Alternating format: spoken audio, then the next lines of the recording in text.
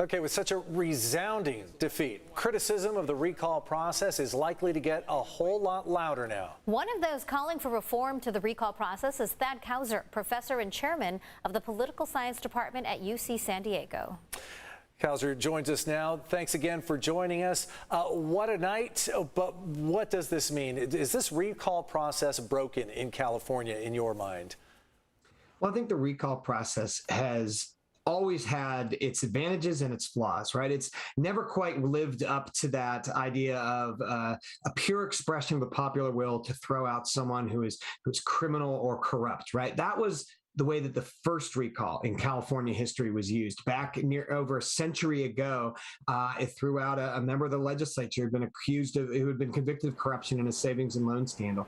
But after that, each and every recall that's been done of state elected officials and statewide officials has been done for reasons other than corruption. And so we've seen and debated that question of whether a Gray Davis, who was accused really of mismanagement of electrical crisis rather than corruption, or legislators just 10 years before him, Republicans thrown out for voting for the wrong speaker. All those uses of the recall process have raised this question: should it be limited in any way, right, to high crimes and misdemeanors, to corruption or crimes, or should it be unconstrained? Those are the sorts of things I think Californians will be debating in the coming months. When you look at the numbers coming in, you can see that a lot of people voted no against the recall, but then only about half or so voted on that question number 2, which who would replace Governor Newsom if the recall effort did succeed. What is the problem with this type of voting? Yeah, I think that's one of the most troubling things about this election. So not only did we see a lot of roll-off between that first question and the question of who the next governor would be, but that roll-off was uneven, right? Democrats, who were really asked to do this by their party and their governor, dropped out of the race in large numbers. Just about half of Democrats, according to LA Times Berkeley poll last week, didn't vote in that recall replacement race. So what does that mean? Well, it means we have a really unrepresentative electorate voting in that second race.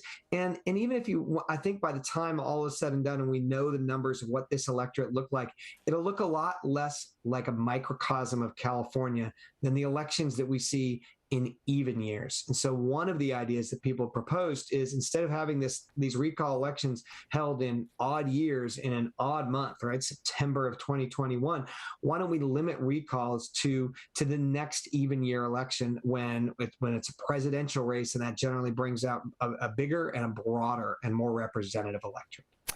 We only have about 30 seconds left. What happens first, the 2022 elections or Californians making a decision to get some reform measures on the ballot for that election?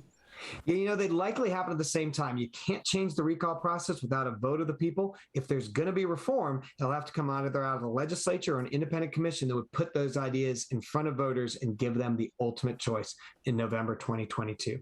All right, so maybe some changes coming at the next election cycle with reform and a vote for the next governor of California. Thanks so much, Professor Thad Kousser from UC San Diego. Thanks for having me.